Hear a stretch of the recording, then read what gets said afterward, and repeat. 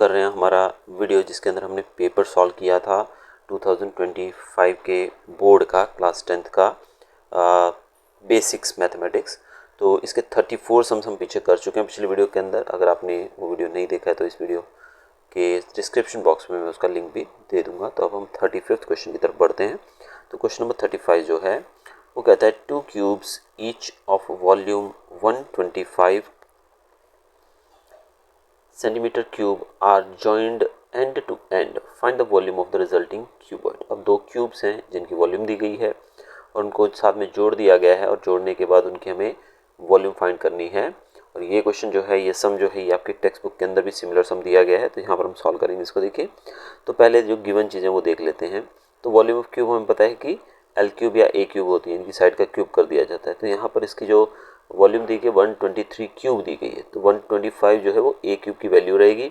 तो क्यूब जो है उसको हम इधर लेके इसकी वैल्यू निकालेंगे तो ए की वैल्यू हमारी 5 सेंटीमीटर आती है, क्योंकि 5 इंटू 5 इंटू 5, 5 25, 25 5 ज़ा 125 होता है। तो यहाँ पर हमें ए की वैल्यू 5 मिल जाएगी।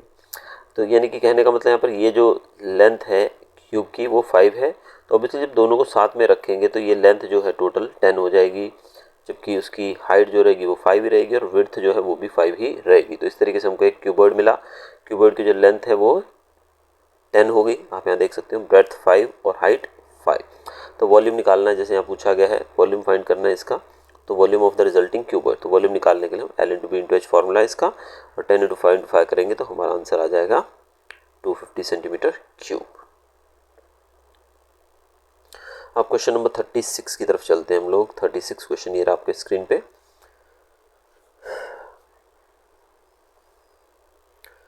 A fruit seller was serving his customers using glasses as shown in the figure।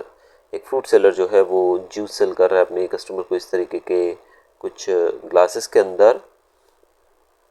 तो ग्लास का आपके सामने आ गया है किस प्रकार का ग्लास है।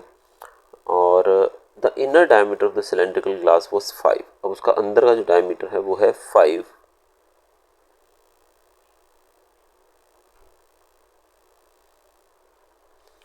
और but the bottom of the glass had a hemispherical raised portion which reduced the capacity of the glass if the height of the glass was 10 centimeter। Find the apparent capacity of the glass। अब glass की capacity हमको find करनी है। अब सबसे पहले यहाँ glass को हम देखें। देखिए, इन्होंने कहा है inner diameter of the cylindrical glass was 5, अंदर का डायमीटर जो है 5 है, ठीक है। और नीचे का जो पार्ट है वो रेज्ड है, आप देख सकते हैं यहाँ पर ये जो हिस्सा है ये उठा हुआ है और हाइट उसकी 10 दी गई है। तो अभी हमको इसकी कैपेसिटी फाइंड करनी है ऑब्वियसली, क्योंकि अगर ये नीचे से सीधा होता तो फिर तो सीधी सीधी इसकी कैपेसिटी आ जाती, लेकिन नीचे से ये हेमिस्फेरिकल यानी कि इतना कम आएगा जूस इसके अंदर।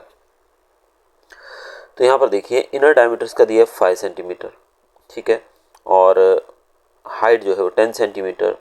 हम इसकी कैपेसिटी फाइंड करनी है तो फॉर्मूला होता है हमारा पाई आर स्क्वायर एच। तो पाई की वैल्यू दी गई है, आर दिया गया है 5 सेंटीमीटर, ठीक है, इनर डायमीटर, लेकिन रेडियस चाहिए हमको तो आर स्क्वायर इनकी 2.5 हो जाएगा और ये आ जाएगा इंटू 10।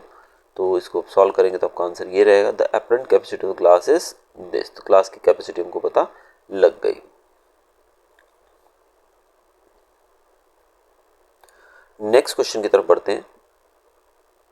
क्वेश्चन नंबर 37 काफ़ी इंटरेस्टिंग क्वेश्चन है यहाँ पर फिर से, क्योंकि ये हमारा जो स्टैट चैप्टर वहाँ से लिया गया। Find the median of the classical distribution data when n is equal to 53, l is given 60, cf 22 और f की वैल्यू दी गई 7 and h is equal to 10। तो ये सारी वैल्यूज दी गई हैं, तो हमें फाइंड करना है मीडियन। तो मीडियन का फॉर्मूला पुट करेंगे पहले। तो मीडियन का फॉर्मूला होता है l plus N by 2 minus C F upon F into H. तो यहाँ पर देखिए ये चीज़ आपको जो दी गई है उनको हमने यहाँ पर नोट डाउन कर दिया। अब हम वैल्यूज पुट करेंगे सबको, क्योंकि सब कुछ तो दिया गया है, कुछ भी पेंडिंग नहीं है, सब कुछ दिया गया है। तो वैल्यूज पुट करने के बाद हम इसको सॉल्व करेंगे, will get the answer 66.43। Question number 38। अभी हमारे 2 मार्क्स के क्वेश्चन सारे सॉल्व हो चुके हैं। अभी हम करेंगे 3 मार्क्स के क्वेश्चन। 3 मार्क्स के क्वेश्चन आपको आने वाले हैं 6, टोटल दिए गए होंगे 9 में से कोई भी 6 आपको सॉल्व करने, जो कि काफ़ी ईजी है बच्चों आप लोगों के लिए। तो अभी हम 6 क्वेश्चन यहाँ सॉल्व करेंगे 38 नंबर से शुरू करके। तो आप देख सकते हैं 38 question. Solve the following pair of linear equation by the substitution method. Substitution method से इन दोनों को हम सॉल्व करना है। तो इक्वेशन हमारा 2x + y is equal to 11 और 2x - 4y is equal to -24। Now from equation 1 we get, equation 1 की बात करें अगर, तो हम 3y को यहीं छोड़ देंगे तो -2x जो है उधर जाके माइनस हो जाएगा, और 3 जो है इधर आके डिवाइड है, तो हमारी y की वैल्यू हमको मिल जाएगी ये वाली। अब हम y की वैल्यू जो है वो नेक्स्ट इक्वेशन यानी कि हमारी जो दूसरे वाली इक्वेशन है ये वाली, इसके अंदर हम इसको पुट ऑन करेंगे। तो अब देखिए 2x - 4y है, तो y की जगह पर हमने वैल्यू जो जस्ट निकाली है वाली यहाँ पुट ऑन करेंगे, उसके बाद सॉल्व करेंगे इसको, तो हमें x की वैल्यू मिल जाएगी बच्चों -2। अब x की वैल्यू मिलने के बाद जो y की वैल्यू हमने यहाँ निकाली थी, कौन सी वैल्यू, इसकी बात कर रहा हूँ मैं, तो यहाँ जो वैल्यू निकाली थी इसके अंदर y की वैल्यू जो है, y की वैल्यू निकाली थी, x की वैल्यू हम पुट करेंगे जो हमने यहाँ निकाली, तो ये वैल्यू को आप यहाँ पुट करेंगे, x की जगह -2, तो आपको y की वैल्यू मिल जाएगी 5। तो ये इसका सॉल्यूशन रहेगा x और y। तो दोनों सॉल्यूशन आपके सामने आ गए। क्वेश्चन नंबर 39 की तरफ चलेंगे अभी। 39th क्वेश्चन आप देख सकते हैं अपने स्क्रीन पे। Solve the following pair of linear equation by elimination method. देखिए ये सब्स्टिट्यूशन और एलिमिनेशन मेथड दोनों ही बहुत इंपॉर्टेंट है। सब्स्टिट्यूशन हमने कर लिया अभी पीछे, अभी एलिमिनेशन मेथड हम देखते हैं। अब चलिए, तो इक्वेशन दी गई है पहले वाली, ये 3x - 5y - 4 और दूसरा है 9x = 2x + 7। तो सबसे पहले हम देखेंगे, अब यहाँ पहली इक्वेशन में देखिए -4 जो है ये इक्वल टू उधर जाके +4 हो जाएगा और इक्वेशन इस फॉर्म में आ जाएगी। दूसरे में आप देखेंगे 2y जो है उधर चला जाएगा तो माइनस का हो जाएगा, 9x - 2y = 7। ये दोनों इक्वेशन हमारी यहाँ पर तैयार हो गई। अब हम देखेंगे कि ये जो पहली इक्वेशन आप देख रहे हैं, कौन सी की बात कर रहा हूँ मैं, ये वाली। अब इसमें आपको जो 3x दिख रहा है, उस 3x का अगर हम 9x बनाना चाहें तो उसको 3 से पूरी इक्वेशन को मल्टीप्लाई करेंगे। हम वही करेंगे यहाँ पर। तो पहले हम क्या करेंगे, 3x को अगर इस पूरी इक्वेशन को हम 3 से मल्टीप्लाई कर देंगे, तो मैं यहाँ पर 3 से, जैसे अगर देखें हम इसको मल्टीप्लाई करके 3 से, ठीक है, 3 से मल्टीप्लाई किया तो 3 3 = 9x हो जाएगा यहाँ पर, और 3 5 = 15y और 3 4 = 12 हो जाएगा। अब इसके नीचे हम हमारी जो दूसरी इक्वेशन है ये वाली, इसको लिखेंगे। अब ये दोनों साथ में लिख दी।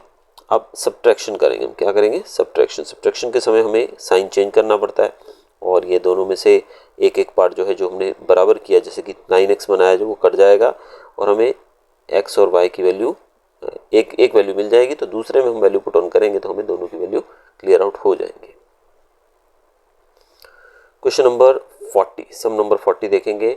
Find the sum of the first 40 positive integers divisible by 7। पहले 40 पॉजिटिव इंटीजर्स जो हैं वो डिविजिबल बाय 7 है, उसका सम फाइंड करना है।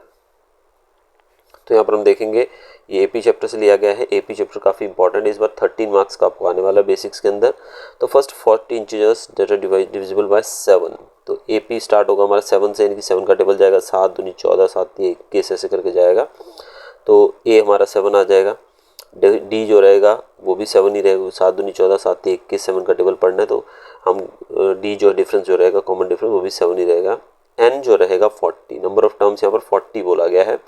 और एल देखा जाए तो एल इसमें दिया तो नहीं है इन्होंने, ठीक है, तो हम वैल्यू पुट ऑन करके देखते हैं एल कैसे निकालेंगे।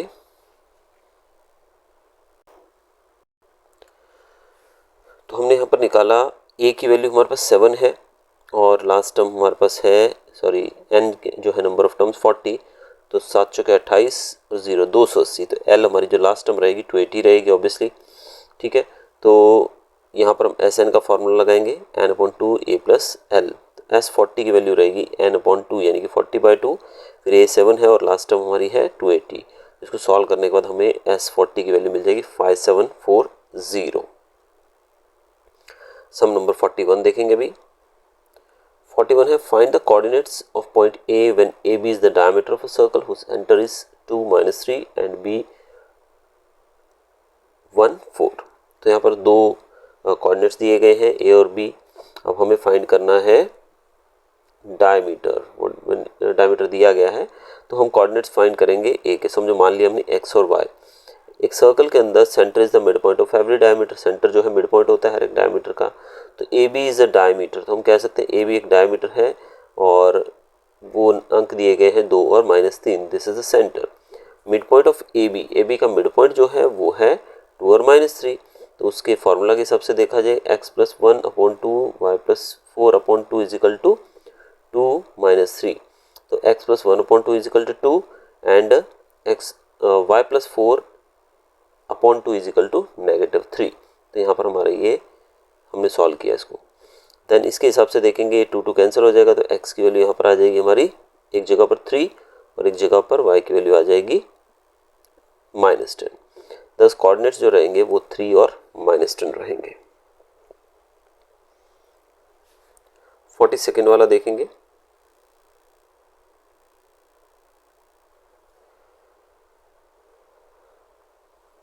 सेकेंड क्वेश्चन है हमारा, find the coordinates of the points of trisection of the line segment joining 4, -1 and -2, 3।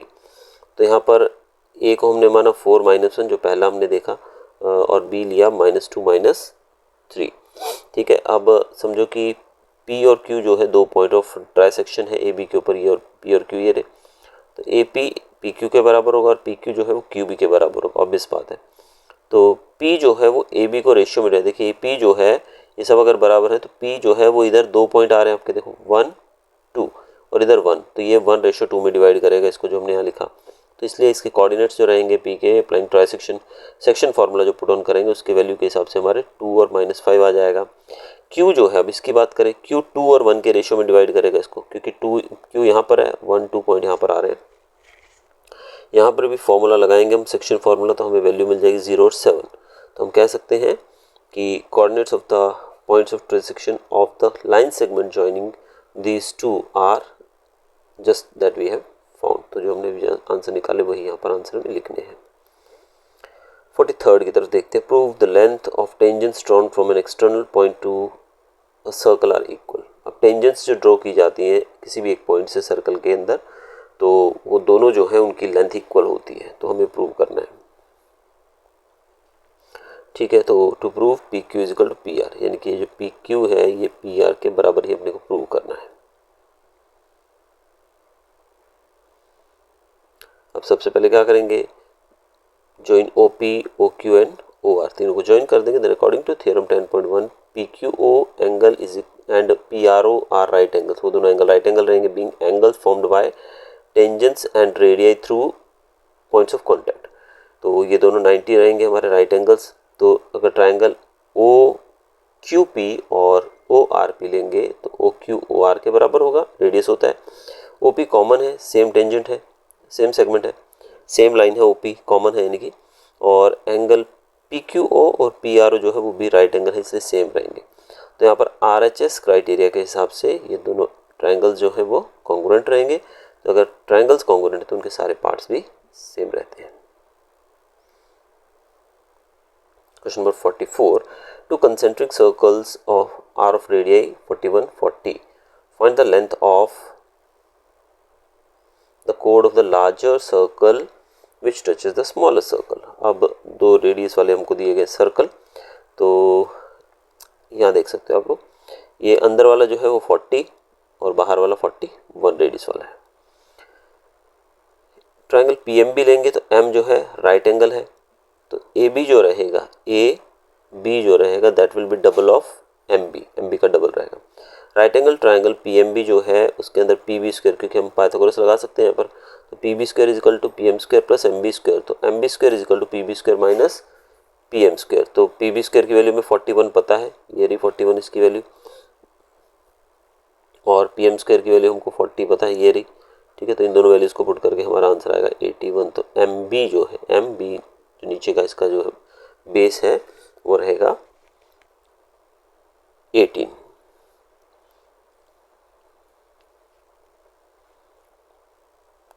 Next चलते हैं आगे सम नंबर 45 की तरफ। तो बच्चों अगला क्वेश्चन जो हमारा है सम नंबर 45, वो है the following table shows the ages of patient. तो यहाँ पर पेशेंट की एजेस दी गई हैं जो हॉस्पिटल में एडमिटेड रहे साल के दौरान, जिसमें 5 से 15 के 6 पेशेंट रहे हैं, इस तरीके से डेटा दिया गया है।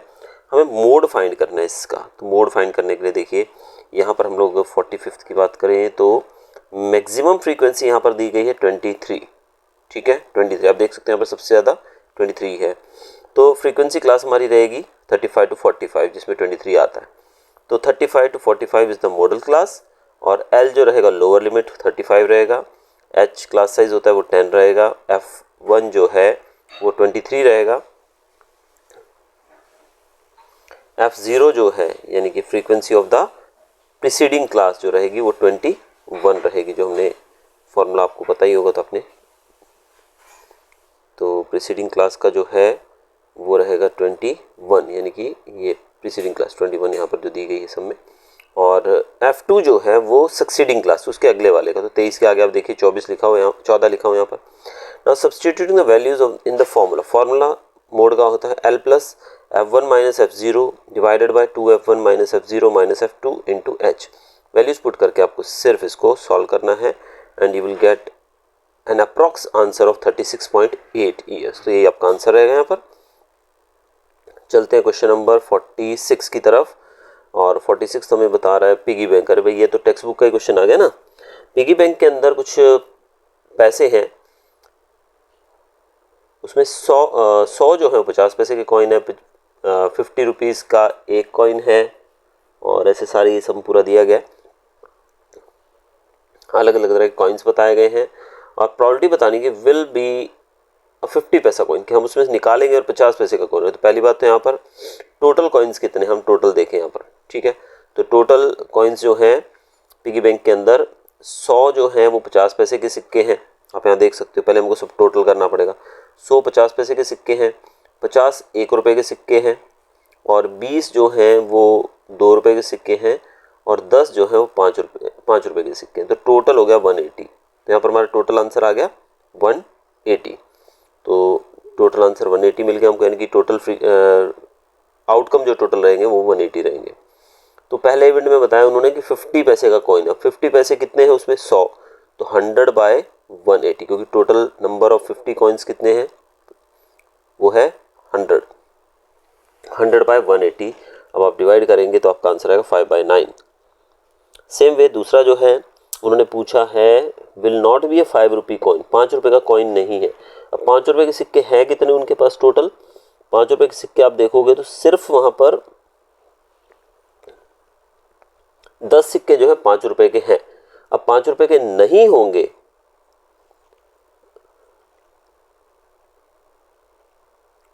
₹5 के सिक्के will not be A 5 rupee coin. तो 5 रुपी कॉइन आएंगे कितने?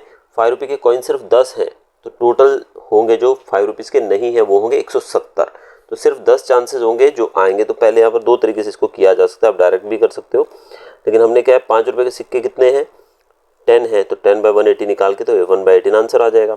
अब हम इसको 1 में से माइनस कर देंगे तो 1 माइनस 1/18 तो आंसर आ जाएगा 17/18। तो ये दोनों तरीके से आप कर सकते हो। आप डायरेक्ट भी कर सकते हो कि जैसे आपके पास टोटल 10 है तो टोटल 180 है, तो 180 में से 10 आने के चांस है, तो ना आने के चांस कितने हैं 170। तो 170 बाय 180 यानी कि 17/18। तीसरा इसी का पार्ट जो दिया विल बी अ ₹1 कॉइन। 1 रुपये का सिक्का है। अब 1 रुपये के सिक्के कितने हैं उसके अंदर 50, तो 50 बाय 180 सीधा सीधा 50 बाय 180 मतलब 5/18।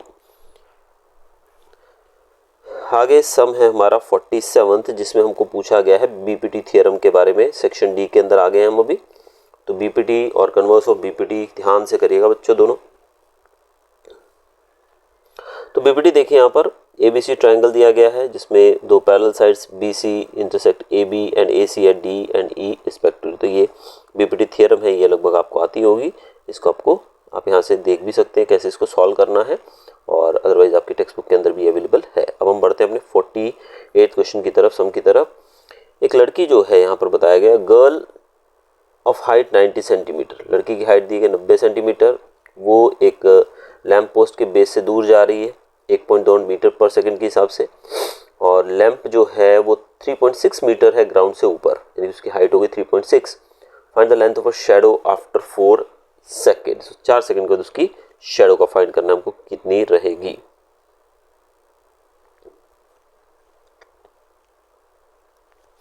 तो देखिए ए बी जो है वो है हमारी लैंप की हाइट, सी डी जो है वो है 4 सेकेंड चलने के बाद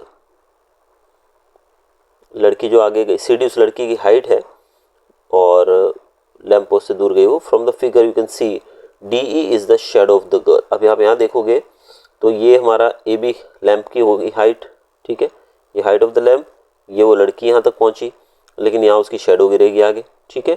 और इसके हिसाब से देखें,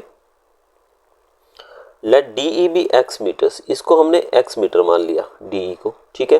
तो BD कितना दिया गया है, BD है 1.2 मीटर इंटू 4, तो ये हो जाएगा 4.8 metre. Note that ABE and CDE, ABE और CDE ये दोनों ट्राइंगल्स, पहला ये बड़ा ट्राइंगल, दूसरा ये छोटा ट्राइंगल जो है, इनमें एक एक एंगल जो है 90 डिग्री का है ऑब्वियसली, ठीक है। तो एंगल B और एंगल D तो सेम होंगे, यानी कि एंगल B और D दोनों कॉमन हो गए, हम कह सकते हैं सेम है। एंगल E जो है दोनों के अंदर वो भी सेम है, वो तो कॉमन ही है, क्योंकि ABE और CDE दोनों के अंदर वो है। तो इसके हिसाब से देखें तो एंगल सिमिलरिटी के हिसाब से ये दोनों ट्राइंगल्स जो हैं वो कॉन्ग्रुएंट होंगे, सिमिलर होंगे, ठीक है। अब इसके हिसाब से देखें तो BE upon DE is equal to AB upon CD। तो BE की वैल्यू आपके पास है, DE हमने x माना, AB और CD की वैल्यू हमारे पास है, हमने उसको पुट ऑन कर दिया, तो हमें इसके हिसाब से x की वैल्यू जो हमारी रहेगी वो मिल जाएगी 1.6 मीटर। तो यहाँ पर आप जो देख रहे हो x की वैल्यू आपने फाइंड की, तो 1.6 आपको आंसर मिल जाएगा। 47 सम देखेंगे, 49 sorry. The altitude of a right triangle is 7 cm less than its base. If the hypotenuse is 13 cm, find the other two sides. ठीक है,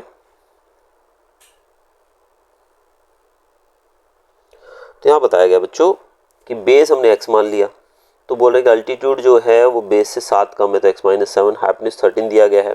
पाइथागोरस थ्योरम पुट ऑन कर दो भाई। पाइथागोरस बोलता है base square plus altitude square is equal to hypotenuse square. तो values आपके पास है, बेस की भी है, अल्टीट्यूड की भी है, सारी वैल्यूज पुट कर दो तो आपको x की वैल्यू मिल जाएगी। तो x की वैल्यू आएगी, x की एक जगह पर 12 आएगी और एक जगह पर -5 आएगी। अब किसी भी ट्राइंगल की वैल्यू माइनस में तो आ नहीं सकती, इसलिए हम x की वैल्यू लेंगे +12, ठीक है। जब वो +12 आ जाएगा तो फिर आपको सब जगह x की वैल्यू पुट करनी है। जैसे कि पहले हमने ऊपर x माना था वो 12 आ गया, तो दूसरा x-7 यानी कि 12-7 5 आ गया। तो इस तरीके से तीनों की आपको साइड्स मिल जाएगी। तो सम नंबर 49 हुआ। अब हम चलते हैं सम नंबर 50 की तरफ। A manufacturer of TV sets produce 600 sets in the 3rd year and 700 sets in the 7th year. Assuming the production increases uniformly by a fixed number of years, find the production of the first year, in the 10th year and total production in the first 7 years. ठीक है, अब यहाँ पर production जो है वो बढ़ रही है हर साल, ठीक है। तो number of TV sets manufactured in first second third years will form an AP बन जाएगा, ठीक है, जिसमें थर्ड A3 जो रहेगा वो 600 रहेगा। उन्होंने बोला है कि manufactured TV set produce 600 in third year. देखो 600 कब उसने प्रोड्यूस किया, थर्ड ईयर में, यानी कि A3 है 600, A7 है 700, सब में दिया गया है। तो A3 का फॉर्मूला होगा हमारा A + 2D is equal to 600। तो इस तरीके से हम लोग देखो A + 6D is equal to 700 कर सकते हैं। Now solving these two equation, तो इन दोनों इक्वेशन को सॉल्व करेंगे तो हमारा D की वैल्यू आ जाएगी 25 और इधर A की वैल्यू आ जाएगी 550। तो production of TV sets in first year is 550। तो पहले साल 550 हमें मिलेंगे। और A10 यानी कि 10th ईयर में जो है A + 9D वो होगा 550 + 9 इंटू D हमारा 25 है, तो वैल्यू निकालेंगे आप तो 775 आ जाएगा। अब टोटल 7 ईयर्स में कितना हुआ, तो S7 का वैल्यू रहेगा n/2, फिर हमारा 2 × 550 जो वैल्यूज़ दी गई उसको पुट ऑन करने का, तो विल गेट 4375 टीवी। तो पूरे 7 साल के अंदर इतने टीवी उन्होंने बनाए हैं। सम नंबर 51 की तरफ देखते हैं क्या दिया गया है। अब यहाँ पर 25 हाउस होल्ड का एक्सपेंडिचर बताया गया है, मीन फाइंड करना है भाई। तो मीन फाइंड करने का फॉर्मूला तो कुछ नहीं बताया, कोई भी मेथड आप लगा सकते हैं क्योंकि पूछा गया सुइटेबल मेथड बोला गया। तो हमने क्या किया, यहाँ पर पहले हमने FI है हमारे पास, ये क्लास है, और XI फाइंड आउट किया, ठीक है, और UI का फॉर्मूला हमने पुट ऑन किया, और UI का फॉर्मूला डालने के बाद हमारा सम जो है काफ़ी छोटा हो गया। और यहाँ पर मीन का जो फॉर्मूला है वो पुट ऑन करने का हमारा आंसर 212। आप यहाँ पर इस सम के अंदर कोई भी फॉर्मूला पुट कर सकते हैं, आप किसी भी तरीके से कर सकते हो। आप भले डायरेक्ट मेथड करिए, भले आप स्टेप डिविएशन करिए, भले आप एज्यूम्ड मीन करिए, हमने स्टेप डिविएशन लिया है। ठीक है। नेक्स्ट क्वेश्चन देखते हैं बच्चों, वो भी हमारा इसी चैप्टर में से है। आपको बता दीजिए चैप्टर बहुत इंपॉर्टेंट है। लास्ट के दोनों चैप्टर जो हमारा प्रोबेबिलिटी और स्टैट्स है, दोनों मिलाकर 30 मार्क के आने वाले हैं। 52nd में भी देखिए, यहाँ पर एक्स और वाई फाइंड करना है, मीडियन दिया गया है, ठीक है। अब पहले आप क्यूमुलेटिव फ्रीक्वेंसी निकालेंगे यहाँ पर, तो उसके बाद हमारे वैल्यूज़ जो दी गई हैं उसको पुट ऑन करना है सिमिलर वे में। तो आपको जो मीडियन जो है ऑलरेडी गिवन है, तो एक्स और वाई की वैल्यू आपको यहाँ पर मिल जाएगी। थोड़ा सा ध्यान से सम को करना होता है, काफ़ी इजी रहता है, लेकिन नज़र हटी दुर्घटना घटी वाली बात है। आराम से इसको सॉल्व करेंगे तो आराम से ही हो जाएगा। सम नंबर 53 की तरफ चलते हैं। 1 card is drawn from a well shuffled deck of 52 cards. 52 card है, उसमें से एक निकाला गया और बताना है कि वो एक रेड फेस कार्ड है, ठीक है। तो आपको पता है रेड फेस कार्ड जो है, there are 6 red face cards in a deck. Face card किसको बोलते हैं भाई? किंग, क्वीन और जैक को बोलते हैं, ठीक है। तो 3 होते हैं लाल हार्ट वाले और 3 ही होते हैं डायमंड वाले, क्योंकि लाल कलर वाले। तो टोटल हो गए 6। तो 6/52 जिसको रिड्यूस फॉर्म में करेंगे तो 3/26 आएगा। वैसे सेकंड में पूछा गया है the jack of heart. Heart का जैक तो भाई एक ही होता है ना भाई, तो 1/52 हो गया, ठीक है। तीसरा क्वेश्चन दिया गया इन्होंने an ace of black colour. Ace of black यानी कि एस 2 होते हैं ब्लैक कलर में, तो 2/52 1/26 बोल सकते हैं। Last note an ace, ace नहीं हो तो 4 एस होते हैं, तो 52 में से 4 गए तो बचे 48/52। लास्ट सम बच्चों, ये भी प्रॉपर्टी का ही है। तो यहाँ पर एक दिया गया है सर्कल और इसमें बोला गया है कि भी 1 2 3 4 5 6 7 8 यहाँ पर निशान दिए गए हैं। अब प्रॉपर्टी पूछी गई है कि भाई 8 नंबर आने के चांस कितने हैं। 8 नंबर टोटल, 8 एक ही बार है तो 1/8 हो जाएगा, ठीक है। 8 नंबर एक ही बार आएगा ना। दूसरे में पूछा गया है सेकंड में an odd number. Odd number इसमें से 4 हैं तो 4/8 हो जाएगा। तीसरे में पूछा गया नंबर ग्रेटर देन 2, 2 से बड़ा नंबर यानी कि 6/8 हो जाएगा, क्योंकि 8 ही है। लास्ट क्वेश्चन है नंबर स्मॉलर देन 9, 9 से छोटे तो 8 के 8 ही हैं, तो 8/8 यानी कि 1 हमारी प्रॉपर्टी आ जाएगी 8/8। तो बच्चों ये था हमारा पेपर बेसिक का मैथमेटिक्स का, जो कि 2025 के बोर्ड में पूछा जा सकता है। तो अगर आपको वीडियो अच्छा लगा तो सब्सक्राइब कीजिएगा चैनल को, वीडियो को भी शेयर कीजिएगा। Thanks for watching.